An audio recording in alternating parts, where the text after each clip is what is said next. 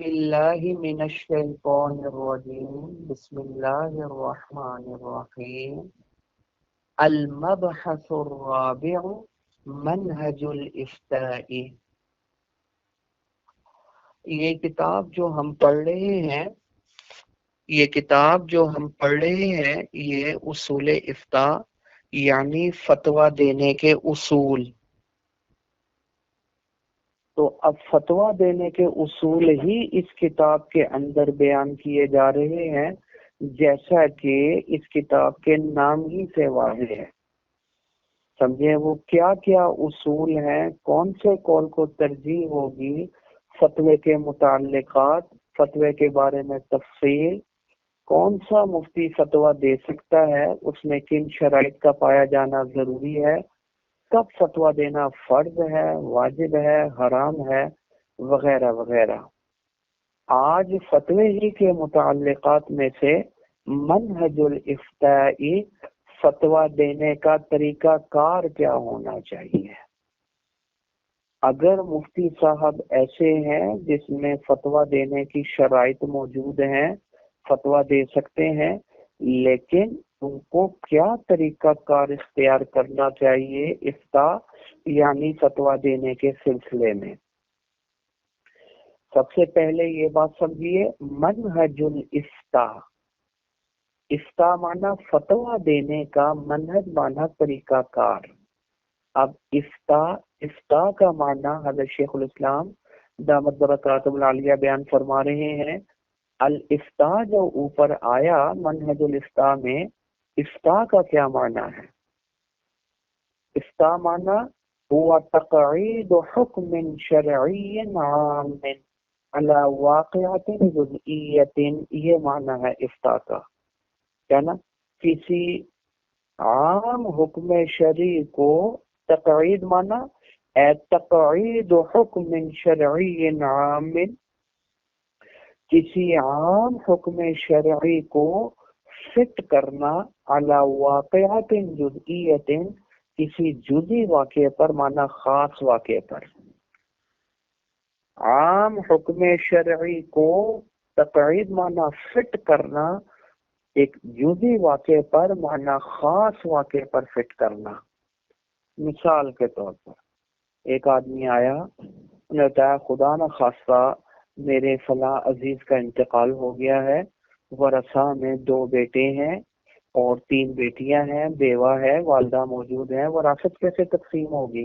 یہ خاص واقعہ آ گیا کہ زید کا انتقال ہو گیا، اس کے ورثہ میں اس کے 2 بیٹے، 3 بیٹیاں، بیوہ، والدہ موجود ہیں۔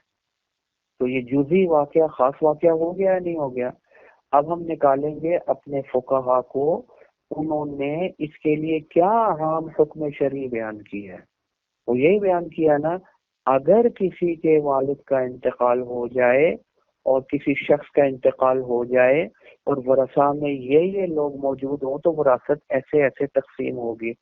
اس عام کو جو انہوں نے ہر بندے کے لیے ذکر کیا ہے، اس خاص جزئی واقعے پر فٹ کرنا، یہ ہے فتویٰ۔ مفتی کا کام ہی یہ ہے، جو مسئلہ پیش آتا ہے وہ کیا کرتا ہے، وہ فتاویٰ کی کتابیں اس نے کھولی ہیں، شامیں کھولی ہے، ادھر سے اس نے عبارت نکالی، ایک عام حکم شرعی، اس کو اس کے اوپر فٹ کیا، کہتا تمہارا جواب یہ ہے۔ سمجھ آئی یا نہیں آئی؟ وَعَلَى هَذَا، اسی بنا پر، فَالْوُصُولُ إِلَى جَوَابٍ صَحِيحٍ يَحْتَاجُ إِلَى مَرْحَلَتَيْنِ۔ جب آپ کو سمجھ آ گیا افتاء کا معنی کیا، ایک عام حکم شرعی کو، عام شرعی حکم کو ایک خاص واقعے پر، ایک جزئی واقعے پر فٹ کرنا۔ میرے خاوند نے مجھے کہہ دیا تو میرے اوپر حرام ہے، طلاق ہوئی یا نہیں ہوئی ہے؟ وہ نکالے گا مسئلہ کہ فقہا نے کیا ذکر کیا۔ اگر کوئی شخص اپنی بیوی کو کہہ دے حرام، انت علیہ حرام، عام حکم ہے، تو کوئی بھی شخص اپنی بیوی کو یہ کہہ دے تو ایک طلاق بائن واقعہ ہو جاتی ہے۔ وہ کہتا ہے اچھا تیرے خاوند نے بھی تجھے یہ کہا، لا تجھے بھی ایک طلاق بائن ہو، حوالہ وہی لگا دے گا۔ اس عام حکم شرعی کو اس خاص کیس پر فٹ کر دینا، اس کا معنی ہے افتاء۔ اسی بنا پر فالوصول الی جواب صحیح، یہ جو خاص واقعے پر فٹ کرنا ہے اس میں بڑی غلطی ہو جائے، یہی تو غلطی ہوتی ہے، فٹ کرنے میں غلطی ہوتی ہے. اس لیے اس فٹ کرنے میں بڑی احتیاط کی ضرورت ہے.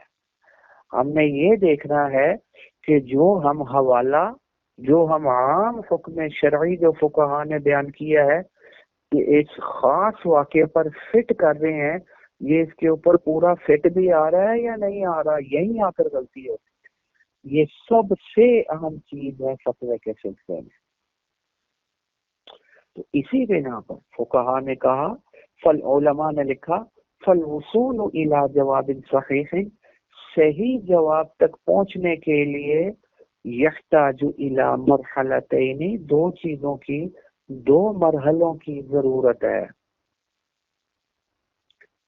تاکہ ہم صحیح طریقے سے اس حوالے کو ایک خاص واقعے پر فٹ کر سکیں. اس فٹ کرنے میں غلطی، لہذا دو چیزوں کی بڑی ضرورت ہے تاکہ جواب میں غلطی نہ ہو، جواب صحیح ہے. پہلی چیز الاولی الادراک الصحیح للصورت المسئول عنہا، پہلے صحیح طریقے سے سمجھ لو صورت مسئولہ کو، صحیح طریقے سے سمجھنا یہ بڑا ضروری ہے ورنہ جواب میں غلطی ہو جائے گی. صورت مسئولہ سے کیا مراد ہے؟ جو سوال پوچھا گیا ہے، جو صورت ہم سے پوچھی گئی ہے اس کو اچھے طریقے سے سمجھنا کہ اس نے پوچھا کیا ہے. یہ نہ ہو کہ ہم سمجھ رہے ہوں کہ اس کا مسئلہ تو یہ فلاں بات پوچھ رہا ہے اور اس کا مسئلہ کچھ اور ہو تو جواب بھی کچھ اور دے دیں گے، تو پھر کوئی غلطی حوالہ اس کے اوپر فٹ کر دیں گے، یہاں آ کر غلطی ہو جائے گی. اس لیے جلدی نہیں کرنی، بڑی تسلی سے، بڑے اطمینان کے ساتھ الادراک الصحیح، صحیح طریقے سے سمجھنا صورت مسئولہ کو، یعنی اس سوال کو، سوال کی اس صورت کو جو اس سے پوچھی گئی ہے اس کو اچھے طریقے سے سمجھنا. یہ سوال کیا ہے، یہ صورت کیا بن رہی ہے سوال. ایک تو یہ. دوسرا، جب آپ کو سوال اچھے طریقے سے سمجھ آ گیا ہے، سمجھے وہ واقعہ اچھے طریقے سے آپ کو سمجھ آ گیا ہے، اب دوسری کیا چیز ضروری ہے جواب کے صحیح ہونے کے لیے؟ وہ ثانی ہے تو ادخال تلک الصورت فی حکم کلی.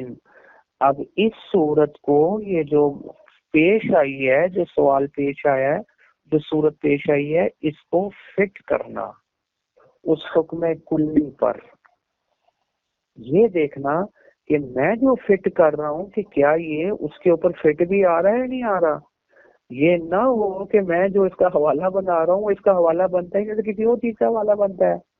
اس میں بھی بڑی بڑی غلطی ہو جاتی. ایک سوال سمجھنے میں غلطی ہو جاتی ہے اور دوسرا سوال اگر سمجھ بھی آ گیا تو اس کے اوپر جب ہم فقہا کی عبارتیں فٹ کرتے ہیں نا اس سوال کے اوپر، اس فٹ کرنے میں بھی غلطی ہو جاتی ہے کیونکہ یہ مسائل ملتے جلتے ہوتے ہیں، باریک سے فرق سے آ کر مسئلے میں فرق پڑ جاتا ہے. تو اس لیے اس کیس میں، اس میں بھی بڑی، اس دوسری صورت میں بھی احتیاط کی ضرورت ہے کہ ادخال تلک صورتی، یہ جو معاملہ پیش آیا ہے، یہ جو صورت پیش آئی ہے، اس کو داخل کرنا حکم کلی کے نیچے، یعنی اس کو فٹ کرنا حکم کلی پر کہ کیا یہ اس حکم کلی پر فٹ بھی آ رہا ہے یا نہیں آ رہا. وہ جو فقہا نے مسئلہ، جو اصول، جو حکم بیان کیا ہے، وہ اس کے اوپر پورے طریقے سے یہ آپس میں یہ اس کا حوالہ بنتا ہے یا نہیں بنتا. یہ بڑے غور کی ضرورت ہے. والذی یعبر عنہ فی الاصطلاح المعاصر، یہ ہمارے یوں سمجھیں کہ موجودہ دور میں اس کو تعبیر، علماء اس کو تعبیر کرتے ہیں تکییف شرعی سے. اس دوسری صورت کو کیا کہتے ہیں کہ بھئی یہ اس کی پہلے تکییف تو بنا لو کہ تکییف کیا بن رہی ہے. تکییف کا یہ معنی ہے جو مسئلہ پیش آیا ہے، پہلے سب سے پہلے یہ دیکھو کہ اس کا تعلق اجارے کے ساتھ ہے یا بے کے ساتھ ہے یا یہ ہبہ والا مسئلہ ہے. یا یہ عاریت والا یا شرکت والا یا مزاربت والا، پھر مسئلہ کون سا ہے؟ اس کی تکلیف تو کر لو. یہ نہ ہو مسئلہ ہو اجارے والا، ہم اس کے اوپر حوالہ لگا رہے ہو بیع والا، وہ تو بنے گا ہی نہیں. یہ مسئلہ ہو بیع والا، ہم اس کے اوپر اس کو مزاربہ کی فہرست میں داخل کر، نہ اس سلسلے میں بڑی غلطی ہو جاتی ہے. تو ان دو صرف بڑی احتیاط کی ضرورت ہے ان دونوں چیزوں میں، کیونکہ ان میں غلطی جواب میں غلطی کا سبب بن جائے گی. سوال کیا ہے اچھے طریقے سے سمجھ لو، پھر اس سوال کا یہ جو خاص سوال پیش آیا اس کا حوالہ کیا ہے جو اس کے اوپر پورے طور پر فٹ آ جائے، یہ اچھے طریقے سے غور کر لو، اس کی تکلیف کر لو. اس کی تکلیف کیا بنے گی، یہ اجارہ ہے، بیع ہے، ہبہ ہے، کیا ہے، اور کون سا حوالہ اس پر فٹ آئے گا. اچھے طریقے سے یہ بھی ذرا غور کر لیا جائے، کیونکہ خطا یہیں سے نکلے گی ان دو چیزوں سے. تو ان میں آپ نے اچھے طریقے سے غور کرنا ہے. اچھا جی، تصور الصورت المسئول عنہا، اوپر جو آیا تھا نا پہلا کیا تھا، الادراک الصحیح للصورت المسئول عنہا، صورت مسئولہ کا ذکر اوپر آیا نا. تو صورت مسئولہ کا تصور کرنا، سمجھے یہ کہ یہ جو اس نے سوال کیا ہے یہ سوال ہے کیا، بیسیکلی یہ سوال بنتا کیا ہے بنیادی طور پر، سمجھے، یہ بڑا ضروری ہے. یہی کہتے ہیں فمہمت المفتی، مفتی کے لیے ایک انتہائی اہم کام یہ ہے، قبل کل شیء، ہر چیز سے پہلے جو انتہائی اہم معاملہ ہے مفتی کے لیے وہ یہ ہے کہ ان یفہم الواقعۃ الجزئیۃ، جو واقعہ جو جزئی واقعہ پیش آیا ہے، یعنی جو خاص واقعہ پیش آیا اس کو سمجھے.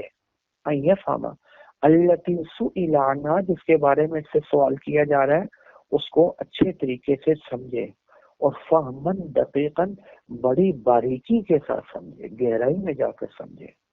یہ نہ وہ سوال سمجھنے میں غلطی ہو جائے، کیونکہ سوال سمجھنے میں اگر غلطی ہوگی تو پھر جواب بھی غلط ہو جائے گا. تو بڑی باریکی کے ساتھ بڑی گہرائی میں جا کر اس سوال کو سمجھے، اچھے طریقے سے سمجھے. وَأَن يَتَصَوَّرَهَا تَصَوُّرًا صَحِيحًا، اور اس کی کوئی صورت بنائے اور صحیح صورت بنائے کہ یہ فلاں صورت بنتی ہے، یہ فلاں مسئلہ بن رہا ہے، اجارے والا مسئلہ بن رہا ہے، یہ بیع والا مسئلہ بن رہا ہے. کیونکہ لِأَنَّ الْحُكْمَ عَلَى الشَّيْءِ فَرْعٌ عَنْ تَصَوُّرِهِ، کیونکہ کسی شے پر حکم لگانا یہ فرع ہے اس کے تصور سے. پہلے وہ چیز سمجھ آئے گی تو اس کے اوپر حکم لگائے گا نا، سوال ہی سمجھ نہیں آئے گا تو جواب کیسے، حکم کیسے لگائے گا اس کے اوپر. تو کسی شے پر حکم لگانا یہ فرع ہے اس کے سمجھ، پہلے وہ سمجھ میں آئے گا تو اس کا جواب دے سکتا ہے، حکم لگا سکتا ہے، حکم فٹ کر سکتا ہے سمجھ آئے بغیر میں. اس لیے پہلے اچھے طریقے سے اس کو سمجھے، باریک نظر کے ساتھ اس کو دیکھے، پھر دیکھے یہ صورت اس کی کیا بن رہی ہے، اس کی تکلیف کیا بن رہی ہے، یہ مسئلہ اجارے والا ہے، بیع والا ہے، مزاربہ والا ہے، ہبہ والا ہے، مسئلہ کیا بن رہا ہے. کیونکہ فلو تصور المسئلہ تصورا خاطئا، اگر مسئلے کی اس نے صورت بنائی اور اس صورت بنانے میں خطا ہو گئی، یہ سمجھا تھا یہ مسئلہ جو ہے یہ بیع والا، وہ نکلا اجارے والا، تو اس نے اجارے کے مطابق اس کا حوالہ فٹ کر دیا اور جواب دے دیا. تو پھر اس کیس میں اگر اس نے مسئلے کی صورت بنانے میں غلطی کر دی، مسئلہ سمجھنے میں غلطی کر دی، تو پھر اخطأ فی الجواب لا محالۃ، پھر پکی بات ہے جواب میں بھی غلطی کرے گا. لہذا فلا یجوز للمفتی، مفتی کے لیے بالکل جائز نہیں ہے ان یتعجل فی الجواب، کہ وہ جواب میں جلدی کرے. ان کان ہناک ابہام فی السؤال، اگر سوال میں ابہام ہے پھر تو بالکل بھی جلدی نہ کرے، پھر اچھے طریقے سے سوال کو کلیئر کرے، واضح کرے سوال کیا ہے. فیجب علیہ ان یزیل ذلک الابہام، پھر اس مفتی کے ذمہ واجب ہے اگر سوال میں ابہام ہے کہ ان یزیل ذلک، وہ اس ابہام کو دور کرے. کیسے دور کرے گا؟ اس کی صورت یہ بنے گی بمراجعۃ المستفتی، اس مستفتی اور سائل کی طرف رجوع کرے، اس سے پوچھے، اس سے وضاحت مانگے اس سوال کی. او بالطرق الاخری، سائل سے تنقید کرے یا کسی اور ذریعے سے سوال کی وضاحت کرے تاکہ ابہام زائل ہو جائے. مستفتی سے پوچھ کر ابہام کو زائل کرے یا کسی دوسرے ذریعے سے ابہام کو زائل کرے. جب تک ابہام دور نہ ہو جائے، سوال واضح نہ ہو جائے، اس کے لیے جواب دینا جائز ہی نہیں. ابہام کو دور کرنا واجب ہے مفتی کے ذمہ، یہ اچھے طریقے سے سمجھ لیں. حتی تتبین له صورت المسئلہ بوضوح، ہاں یہاں تک کہ صورت مسئلہ بالکل واضح ہو کر ظاہر ہو جائے. جب تک سوال میں ابہام ہے جلدی نہ کرے، سوال سائل سے تنقید کرتا رہے، پوچھتا رہے، وضاحت مانگتا رہے. ہاں جب واضح ہو گیا اب جواب دے دے. جب تک واضح نہیں ہوا جواب دینا جائز ہی نہیں. میں نے آپ سے عرض کیا تھا نا کہ وہ ایک سوال جو ہمارے پاس آیا وہ بڑا اہم سوال تھا، اور وہ ایک بڑے عالم تھے جنہوں نے سوال کیا تھا، مجھے بھی دیا. دارالعلوم کراچی مفتی تقی صاحب کے مدرسے میں بھی گیا، دائیں بائیں ہر جگہ پر گیا. اب وہ اوپر سے عالم بھی تھے اور وہ ذرا تھوڑا سا زور بھی لگا رہے تھے ہر طرف ہی کہ جواب جلدی جلدی ملے. تو مجھے وہ بتایا انہوں نے، مفتی محمود اشرف عثمانی بہت بڑی ہستی ہیں دارالعلوم کے، ایک سینئر حضرات میں سے ہیں، مفتی حضرات میں سے ہیں. تو انہوں نے پھر بات کی، جب اس بار بار اس عالم نے تکرار کیا مجھے جواب جلدی دو، مجھے تو ایسے لگتا ہے کہ میرے مرنے کے بعد میری قبر کے اوپر ہی جواب چسپاں کرو گے. تو وہ بڑا ناراض ہوئے اس بات پر.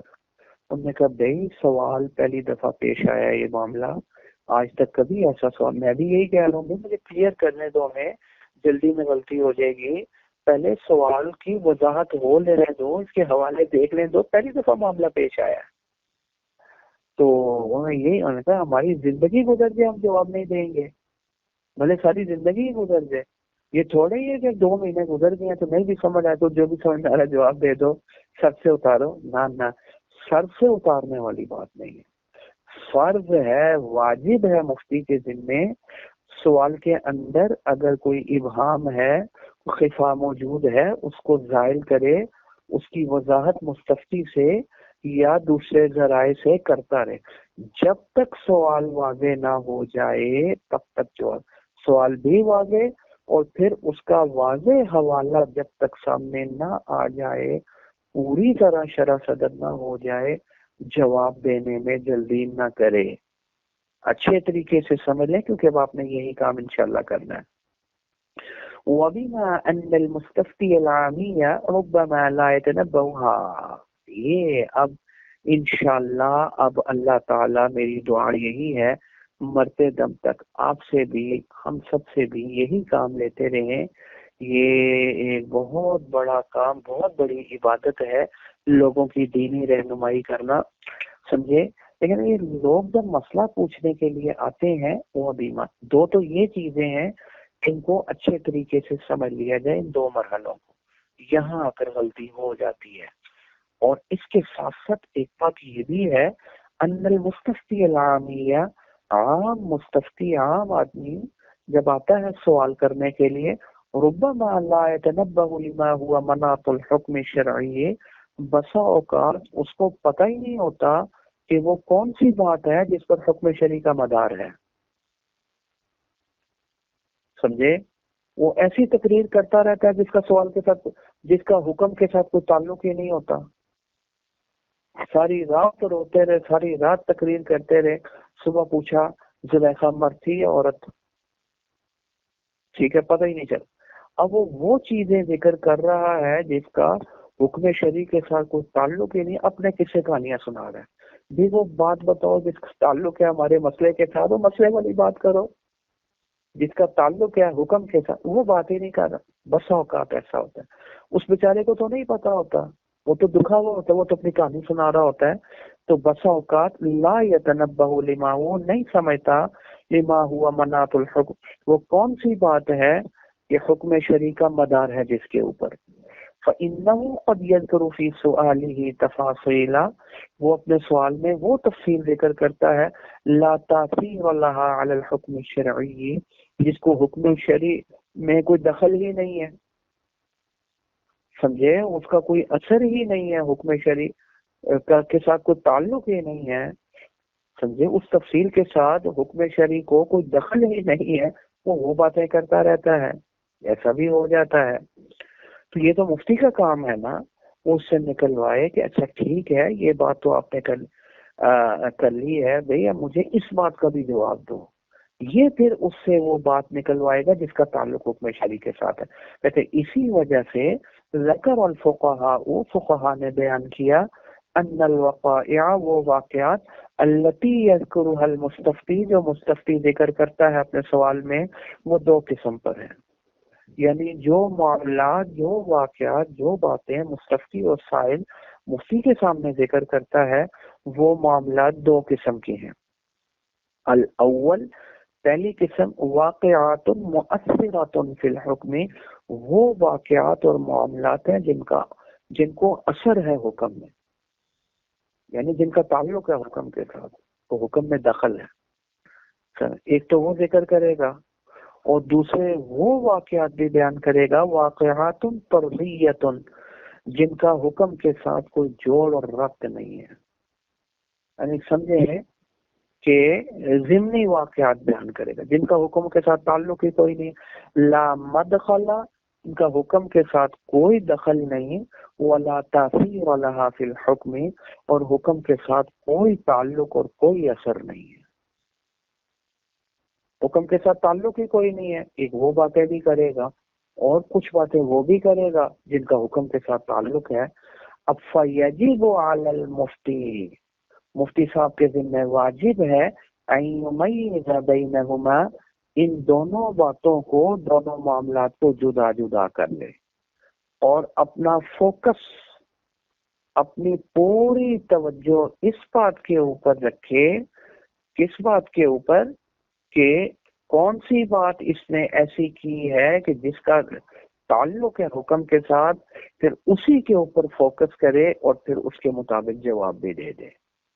باقی یوں سمجھے، باقی جو قصے کہانیاں بیچارے نے اپنے دکھڑے سنائے ہیں وہ کوئی بات ہی نہیں کی ہے، فوکس اس پر نہیں کرنا، بلکہ فیجب علی المفتی، مفتی صاحب کے ذمہ واجب ہے ان یمیز بینہما، یہ دونوں قسم کی باتوں کو جدا کر لے، تمیز دے دے.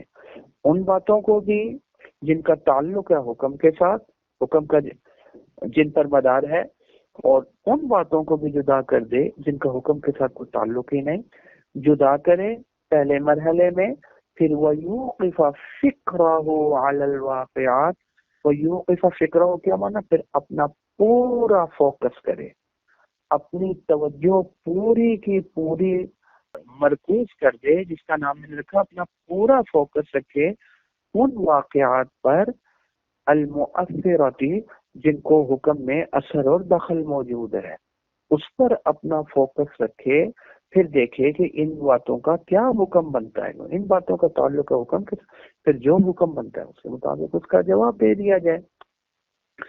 قال الدبوسی رحمہ اللہ، اسی لیے امام دبوسی، علامہ دبوسی رحمۃ اللہ علیہ نے فرمایا الاصل عند ابی حنیفہ رحمہ اللہ، امام صاحب رحمۃ اللہ علیہ کے ہاں اصول یہ ہے ان من جمع فی کلامہ، وہ شخص جس نے جمع کیا اپنے کلام میں، بینما، اپنی کلام میں، اپنے سوال میں، ان باتوں کو بھی یتعلق به الحکم، جن کا تعلق ہے حکم کے ساتھ، اس کلام کو، ان باتوں کو بھی ذکر کیا، وما، اور ان باتوں کو بھی ذکر کیا، اور لایت، ان معاملات کو بھی ذکر کیا، لا یتعلق به الحکم، کہ حکم کا ان کے ساتھ کوئی تعلق ہی نہیں ہے. وہ اپنے قصے بھی سناتا رہا، اپنے دکھ بھی بانٹتا رہا بیچارہ آ کر.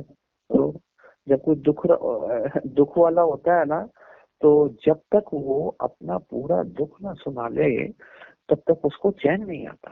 ہمیں دیکھا بالخصوص خواتین، جب فون آتا ہے، جب وہ آتی ہیں، اور خاص طور پر لڑائی جھگڑے پریشانیاں طلاق والے مسئلے، جب تک وہ 1 گھنٹے کی پوری تقریر نہ سنا لیں وہ ان کو سکون نہیں ملتا. پورے صاحب یہ ہوا، اسے میں نے یہ کہا، اس نے یہ کیا، اس نے یہ بھی کیا، اس نے یہ بھی کیا، پھر میں نے یہ کہا. بھئی اس کا کوئی تعلق ہی نہیں ہے حکم کے ساتھ. سیدھی بات بتاؤ، اسے طلاق کا لفظ کیا بولا تھا؟ حکم کا مدار تو اس لفظ کے ساتھ ہے جو اس نے طلاق کا، اس کا ذکر ہی کوئی نہیں.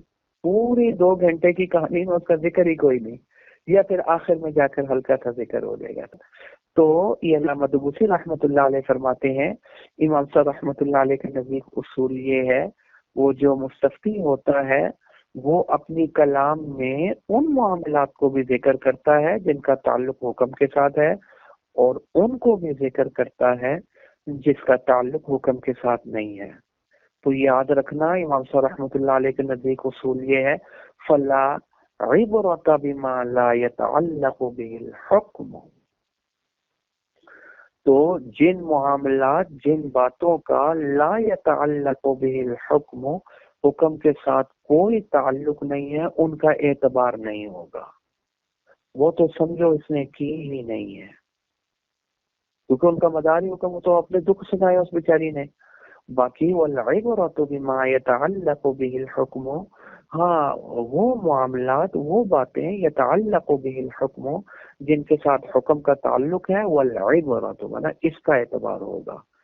اس کا والعبرۃ بما، ان باتوں کا، ان معاملات کا اعتبار ہوگا جن کا حکم شرعی کے ساتھ تعلق ہے، ان کا اعتبار ہوگا. والحکم یتعلق به، پھر حکم کا تعلق بھی انہی کے ساتھ ہوگا، اس قصے اور کہانی کے ساتھ اور اس دکھ کے ساتھ نہیں ہوگا جو اس نے بیان کیا. تو اس کو تو یوں سمجھو فَكَأَنَّهُ لَمْ يَذْكُرْ فِي كَلَامِهِ، گویا اس نے وہ باتیں ذکر ہی نہیں کی جن کا تعلق حکم کے ساتھ نہیں تھا. سوا ما يتعلق بالحکم، آج صرف اس نے وہی باتیں ذکر کی ہیں سائل نے یا سائلہ نے جن کا تعلق حکم کے ساتھ تھا، اور جس کا حکم کے ساتھ تعلق نہیں، وہ سمجھو اس نے باتیں ذکر نہیں کی. ان ساری باتوں کے اوپر فوکس نہ رکھے، اپنا فوکس ان باتوں پر رکھے، سمجھے، سوال کے اس حصے پر رکھے جس کا تعلق حکم شرعی کے ساتھ ہے. یہ اصول ہے امام صاحب رحمۃ اللہ علیہ کے یہاں، سمجھے. لہذا وہ کیا کرے، زوائد کو الگ کر لے، کانٹ شانٹ کرے، زوائد کو مفتی الگ کر لے، اور جو فوائد ہے جس کا تعلق حکم کے ساتھ ہے اس کو الگ کرے، اور حکم کا مدار ان فوائد پر رکھے، زوائد پر نہیں. زوائد کو تو یوں سمجھے گویا ہے ہی نہیں. ہاں قد کبھی کبھی ایسا بھی ہوتا ہے، وہ مستفتی اور سائل وہ اپنا قصہ ہی سناتا رہتا ہے، وہ باتیں ذکر کرتا رہتا ہے جس کا تعلق حکم شرعی کے ساتھ ہے ہی نہیں، اور جس بات کا حکم شرعی کے ساتھ تعلق ہے اس کو بیان ہی نہیں کرتا. کبھی ہم نے کہا تھا نا پیچھے، کبھی بیان بھی کر دیتا ہے، ساتھ ساتھ زوائد بھی ذکر کرتا ہے. کبھی ایسا ہوتا ہے وقد یعمل المستفتی، مستفتی محمل چھوڑ دیتا ہے، یعنی چھوڑ ہی دیتا ہے فی سؤالہ، اپنے سوال میں، ما ان باتوں کو یتوقف به علیہ الجواب الصحیح، کہ صحیح جواب جن باتوں پر موقوف تھا، یعنی جواب کا تعلق جس سوال کے ساتھ تھا اس سوال ہی کو ذکر نہیں کرتا. سمجھے، محمل ادھر ادھر کی ضمنی باتیں کرتا رہتا. وَيَذْكُرُ التَّفَاصِيلَ الْأُخْرَى، دوسری تفصیل بیان کرتا رہتا ہے، التي لا علاقة لها بالحکم الشرعی، جس کا حکم شرعی کے ساتھ کوئی تعلق ہی نہیں ہوتا. عام بندہ ہوتا ہے نا، وہ اپنا دکھی سناتا رہتا ہے، وہ بات ہی نہیں کرنا چاہیے جس کے ساتھ حکم شرعی کا تعلق تھا. وَبِعِبَارَةٍ أُخْرَى، دوسرے الفاظ کے ساتھ اس کو یوں بھی بیان کیا جا سکتا ہے، یذکر الواقعات الطردیہ، یہ ضمنی واقعات کو مستفتی ذکر کرتا ہے، ولا یذکر الواقعات المؤثرات، ان واقعات کو یہ سائل ذکر نہیں کرتا حکم کو، جن واقعات کو اثر تھا حکم میں، جن واقعات کو دخل تھا حکم شرعی میں اس کو بیان ہی نہیں کیا، جو اصل واقعہ تھا، جو اصل بات تھی، اور زوائد کو ذکر کرتا رہتا ہے. مثال کے طور پر، مثال سے، مثل ما يفعل كثير من العوام، بہت سارے لوگوں کی حالت یہ ہے عدت سوالی، جب وہ سوال کرتے ہیں عن وقوع الطلاق، طلاق کے سلسلے میں، جب وہ سوال کرتے ہیں نا، اب آپ دیکھیں گے جب آپ کے پاس سائلین آئیں گے، انہم یذکرون واقعات، بالخصوص خواتین، وہ کیا کرتے ہیں، وہ واقعات، وہ باتیں ذکر کرتے ہیں تتعلق بالنزاع بین الزوجین، جس کا تعلق میاں بیوی کے درمیان جھگڑے کے ساتھ تھا، گالی دی، اس نے دھکا دیا، اس نے برا بلا کہا، وہ شروع سے ہی ایسا کر رہا ہے، اس نے آج تک مجھے کبھی خرچہ نہیں دیا، اس نے مجھے یہ نہیں کیا، اس نے مجھے کبھی یہ نہیں لے کر دیا، سوٹ نہیں بنا کر لیا، جو باتیں جھگڑے والی ہیں وہی ساری پورے گھنٹے کی تقریر، ولا یذکرون الالفاظ، ان الفاظ کو ذکر ہی نہیں کرتے، التی استعملت عند ایقاع الطلاق، جو طلاق والا لفظ اس نے بولا تھا، جس لفظ کے اوپر مدار تھا حکم کا، وہ لفظ ہی ذکر نہیں کرتے، سمجھے، وہ اپنا وہ جھگڑا ہی بیان کرتے رہتے ہیں۔ اس کیس میں وحینئذ یجب علی المفتی، مفتی کے ذمہ واجب ہے ان یقیم علی السؤال تنقیحات، اگر ایسا سوال اس کے سامنے آ جاتا ہے مثال کے طور پر تحریری شکل میں، تو مفتی کے ذمہ واجب ہے اس سوال پر جواب نہ دے، ان یقیم علی السؤال، اس سوال پر سوال قائم کر دے، کیا کرے مفتی، سوال پر سوال قائم کرے، کیا معنی ہے، ان یقیم علی السؤال، اس سوال پر قائم کرے، کیا، تنقیحات، کچھ تنقیحات قائم کرے، تنقیحات کا معنی کچھ اس سے سوالات کرے، اس سے وضاحت مانگے، آگے خود کہہ رہے ہیں وَيَطْلُبَ، یہ تنقیحات کا معنی اس سے وضاحت مانگے، کچھ سوال کرے اس سے، اچھا مجھے یہ تو بتاؤ کہ ٹھیک ہے لڑائی ہوئی، جھگڑا ہوا، یہ ہوا، کوئی طلاق والا لفظ تو نہیں بولا تھا اس نے، فارغ کیا، طلاق دی، حرام کیا، یا طلاق والا لفظ یا ملتا جلتا لفظ تو نہیں کوئی بولا تھا، یہ طلاق کا لفظ، صراحتاً طلاق کا لفظ تو نہیں بولا، اس قسم کے سوالات اس سے کریں، پھر اس سے پہلے تو نہیں کبھی طلاق دی ہوئی اس نے، پتہ چلے ایک ابھی دی، دو پہلے دی ہوئی تھی، اچھا پہلے اگر دی تھی تو عدت میں رجوع ہوا تھا یا نہیں ہوا تھا، پھر سوال کرے کہ وہ الفاظ کیا بولے تھے، رجی دی تھی یا بائن دی تھی، پتہ چلے بائن دی تھی، رجوع کر لیا تھا، تو رجوع تو ہو ہی نہیں سکتا تھا، وہ عدت گزرنے کے بعد اب طلاق دے دیے، طلاق ہی واقعہ نہیں ہوگی، ضائع چلے گی کیونکہ وہ بیوی نہیں ہے، اس قسم کے سوالات قائم کرے اس سے، سمجھ آ رہی ہے نہیں آ رہی، اس کے جو جس کا تعلق اس جواب کے ساتھ ہے، اور جن سوالات کا تعلق حکم شرعی کے ساتھ ہے، اس کے بارے میں اس سے وضاحت طلب کرے، یہ معنی ہے تنقیحات کا، سوال پر سوال اٹھائے، وَيَطْلُبُ مِنَ السَّائِلِ، اور سائل سے مانگے، طلب کرے، أَن يُجِيبَ عَنْهَا فِي نَفْسِ السُّؤَالِ، کہ نفس سوال کے بارے میں جو میں وضاحت مانگ رہا ہوں، جو سوال کروں اس کا جواب دے، یہ تنقیح کرے، الذي عرضه على المفتی، جو مفتی صاحب کے سامنے اس نے سوال پیش کیا ہے اور اس لفظ کو ذکر ہی نہیں کیا جس پر حکم کا مدار، جس کا تعلق تھا حکم کے ساتھ، تو مفتی صاحب کے ذمہ ضروری ہے تو اس سوال کا جواب نہ دے بلکہ اس سے وضاحت طلب کرے، سمجھے، اور وہ باتیں اس سے پوچھے جن کا تعلق حکم کے ساتھ ہے، جب تک وہ واضح نہ ہو جائیں تب تک جواب نہ دے، ہاں اگر وہ الفاظ واضح ہو جاتے ہیں، اس کی وضاحت طلب کرنے کے نتیجے میں، اس کی تنقیح کے نتیجے میں، پھر اپنے جواب کا مدار اس تنقیح کے اوپر جو اس سے وضاحت آئی ہے، اور جو وہ بات سامنے آئی ہے جس کا تعلق حکم کے ساتھ ہے، تو پھر اپنے جواب کا تعلق اس تنقیح اور اس وضاحت پر رکھے، ثم یبنی المفتی جوابہ، پھر مفتی اپنے جواب کی بنا رکھے، کس بات بنا کرے، کس بات پر، علامات تنقح من صورت المسئلتی، صورت مسئلہ، جو مسئلہ اس کے سامنے آیا تھا اس سے جو تنقیح، یعنی جو اس نے وضاحت طلب کی ہے اور سوال واضح ہوا ہے، اور اس واضح سوال پر اپنے جواب کا مدار رکھے،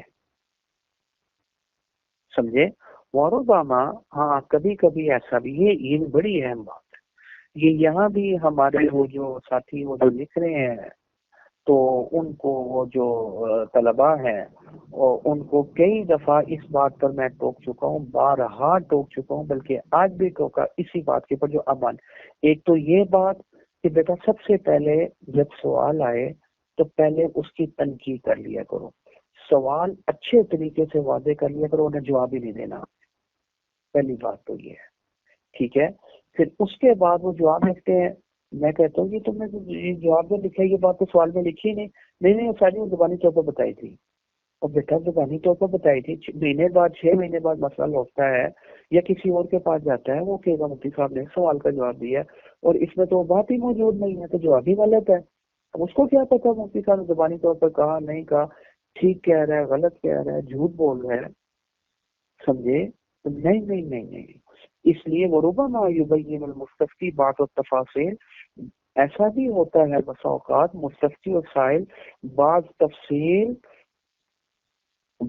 تفصیل المہمہ، جو اہم تفصیل ہے مفتی کے سامنے امام المفتی مشافاتن، یعنی براہ راست اور زبانی طور پر بیان کر دیتا ہے مستفتی. وہ لکھتا ہی نہیں ہے، کہتا ہے مجھے تحریری جواب دو، اور کچھ سوال تو لکھا ہوا ہے، کچھ زبانی بیان کر دیا. اور بڑی اہم بات، جواب کا جس بات کو جواب کے ساتھ بڑا تعلق تھا، جس کی وجہ سے جواب بدل بھی سکتا تھا، وہ بات زبانی بیان کر دی. تو پھر فلا ينبغي للمفتی، مفتی کے لیے بالکل مناسب نہیں ہے ان یکتفی بقوله فقط، صرف اس کی زبانی بات کے اوپر اکتفا کرتے ہوئے جواب دے دے. یہ بات صحیح نہیں. سمجھ آئی یا نہیں آئی؟ یہ بات بالکل بھی صحیح نہیں ہے، بلکہ لکھی ہوئی بات کے اندر گڑبڑ ہو جاتی ہے. ایک خاتون کی مجھے یہاں گلبرگ سے کال آئی، مفتی صاحب میرے سے اس نے پوچھا شیعہ کے حوالے سے مسئلہ کہ یہ عقائد ہیں تو اس کے ساتھ نکاح کرنا چاہیے. میں کہا نہیں کرنا چاہیے، نہیں. تو اس نے کہا میرے گھر والے کر رہے ہیں، مجھے گھر سے بھی نہیں نکلنے دے رہے. مجھے صاحب آپ کی بڑی مہربانی ہوگی تو مجھے واٹس ایپ کر دیں. جو بھی تھا، شیعہ تھا، قادیانی تھا، جو بھی تھا. تو سوال اس نے مجھے بھیج دیا، قادیانی سے متعلق تھا یا جس سے متعلق تھا. میں نے اس کو کیا، جلدی جواب لکھا، جامعہ کی اسٹیمپ لگائی، تصویر کھینچی، سیدھا واٹس ایپ کہ قادیانی کے ساتھ نکاح نہیں ہو سکتا. اس نے جو پرنٹ نکالا، اس پرنٹ کے اندر نہیں کے لفظ ایسے نکالا کہ نہیں کا لفظ آیا ہی نہیں. یہ مجھے آج تک سمجھ نہیں آئی اس نے کیا کیا. اب تھوڑے دن گزرے کہ گلبرگ سے کچھ خواتین کو بندے تلاش کرتے کرتے گھر آ گئی. کیا ہوا جی؟ مفتی صاحب کا جانی سے نکاح ہو سکتا ہے؟ میں کہا نہیں ہو سکتا. انہوں نے کہا آپ نے فتویٰ دیا ہو سکتا ہے. میں کہا میں نے فتویٰ دیا؟ کب دیا ہے؟ میں بتایا کہ 1.5 مہینہ ہو گیا. میں کہا دکھاؤ. اور فتویٰ واقعی یہ لکھا ہے قادیانی سے نکاح ہو سکتا ہے، اور نیچے میرے دفتر پہ جامعہ کی وار بھی لگی ہوئی ہے. میں سر پکڑ کے بیٹھ گیا. میں کہ ایک منٹ سے کرو، میرے ساتھ چلو دراستہ. میں نے وہ شاگرد کو کہا، میں کہ بیٹا ذرا نکالو اس کا وہ، ہم ہر مسئلے کی نا فوٹو کاپی بھی رکھتے ہیں اپنے پاس، ریکارڈ رکھتے ہیں. میں کہ یہ فتویٰ نمبر ہے، اس کا ذرا ریکارڈ تو نکالو. اب جو ریکارڈ نکالا تو اس میں جو ہمارے پاس اصل کاپی موجود ہے اس میں نہیں کر سکتے، جو وہ پرنٹ نکال رہی ہے اس میں کر سکتے ہیں. اس لڑکی نے شرارت کی، وہ کہیں کرنا چاہ رہی تھی، گھر والے نہیں کرنا چاہتے. میں سب سے جھوٹ بول دیا، زبانی طور پر ایک بات بتائی. میں نے بھی کہا یار جلدی یہ نہ ہو کہ وہ نکاح ہی کر دیں. روز میں نے لکھ دیا نکاح ہی نہیں ہو سکتا، حرام ہے، نکاح ہوگا ہی نہیں، زنا ہوتا رہے گا وغیرہ وغیرہ.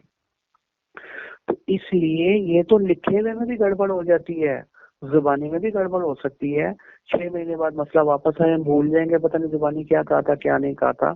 اس لیے بالکل بھی مفتی صاحب کے لیے مناسب نہیں ہے وہ زبانی بات کے اوپر اکتفا کرے. میں نے کئی دفعہ سے وہ ساری زبانی کہا تھا، اور زبانی کو چھوڑو بیٹا، یہ بات ادھر لکھاؤ بھی.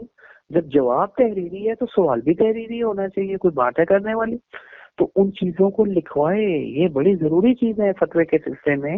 وَلْيَرُدُّ إِلَيْهِ السُّؤَالَ، اس کی زبانی بات کو کافی نہ سمجھے مفتی، بلکہ وہ سوال اس کی طرف لوٹائے، لِيُكْمِلَهُ، تاکہ یہ اس سوال کو مکمل کر لے، اور یضیف الیہ، تاکہ وہ جو زبانی تفصیل اس نے بیان کی ہے اس میں لکھ بھی دے. پھر اس سے وہ تفصیل لکھوائے، اس کے بعد جواب دے، خالی زبانی تفصیل کے اوپر اکتفا نہ کرے۔ زبانی تفصیل، زبانی بیان تو تب ہو جب جواب بھی زبانی ہو، اور اگر جواب تحریری ہے اور سوال کا کچھ حصہ جو ہے وہ زبانی ہے، اس میں بڑی گڑبڑ واقع ہو جاتی ہے۔ ایسا بالکل نہیں کرنا۔ ہاں یہ ہو سکتا ہے اوکے مفتی صاحب میں تو صحیح طریقے سے، بعض آتے ہیں ہمیں تو اردو لکھنا ہی نہیں آتی، یا یہ کہ ہم لکھنا ہی نہیں جانتے، کوئی بات نہیں، پھر ان کی اجازت سے مفتی صاحب بھی لکھ سکتے ہیں، آگے ان کے دستخط کروا لیں۔ وَلَا بَأْسَ أَن يُضِيفَهُ بِقَلَمِهِ، اپنے قلم سے بھی اضافہ کر سکتے ہیں۔ إِذَا الْتَمَسَ الْمُسْتَفْتِي مِنْهُ ذَلِكَ، اگر مستفتی اس چیز کو طلب کرے تو یہ ہو سکتا ہے۔ تو اصل تو ترتیب یہی ہے، البتہ بعض کیسوں میں سمجھے، اب ایسا ہوتا ہے ہمیں کہ بعض کیسوں میں سائل کو زبانی باتیں بتا رہے ہوتے ہیں، سوال میں وہ نہیں آ سکتی کسی وجہ سے، صفحہ پورا ہو گیا یا کوئی اور وجہ ہو جاتی ہے، پھر یہ بھی ہو سکتا ہے، حضرت شیخ الاسلام دعوت برکاتہ العالیہ فرما رہے ہیں کہ اگر انہوں نے کچھ تفصیل زبانی بھی بیان کی ہے، اس کی ایک صورت اور بھی ہو سکتی ہے۔ وہ کیا ہو سکتی ہے؟ اگر ہم اس کو تحریر میں نہیں بھی لا سکتے سوال کے اندر، تو ہم جواب میں لے کر آ جائیں۔ ہم کیا کہیں، آپ نے جو تحریر ہمیں لکھ کر دی ہے اور جو زبانی آپ نے ہمیں تفصیل بتائی ہے، اس کی روشنی میں جواب یہ ہے، جواب میں اس کا اضافہ کر دیا جائے، یہ بھی ہو سکتا ہے۔ پھر جب ہم نے جواب میں لکھ دیا تو کل کو اگر مسئلہ پلٹتا ہے تو ہم کہیں گے تم نے زبانی طور پہ بتایا تھا، ہم نے لکھا ہوا ادھر۔ یعنی تحریر کی شکل میں ضرور لائے، چاہے وہ سوال میں اضافہ کر لے جو زبانی تفصیل وہ بیان کر رہا ہے، یا جواب میں اضافہ کر دیا جائے۔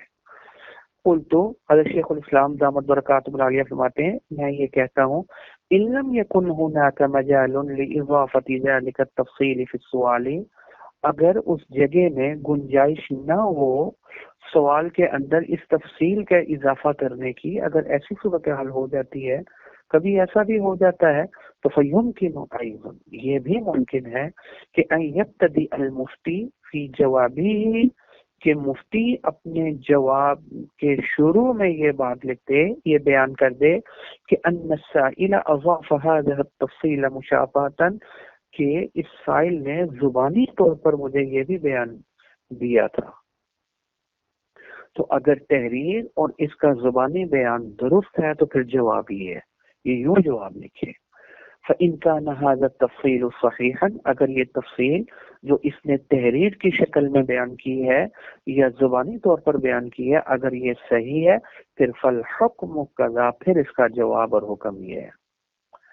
کہنے لگے یہ وہ چیز ہے، وَكَثِيرًا مَا رَأَيْتُ والدی، میں نے اپنے والد مفتی اعظم پاکستان مفتی محمد شفیع صاحب رحمۃ اللہ علیہ کو یفعل مثل ذلك، ایسا کرتے ہوئے بہت زیادہ دیکھا ہے۔ یہ بھی ہو سکتا ہے تفصیل جو زبانی طور پر آئی ہے، سوال میں اضافہ وہ نہیں ہو سکتا تو جواب ہی میں کم از کم اضافہ کر لیا جائے۔ هذا هو المرام والله اعلم بحقیقت الکلم۔